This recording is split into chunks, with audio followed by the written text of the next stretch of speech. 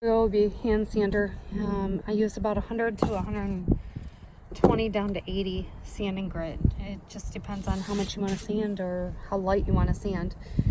So I'm going to start on the back side and start there first. That way my finish is on the front. You're just going to turn this on. You're going to roll across those edges, take off any of those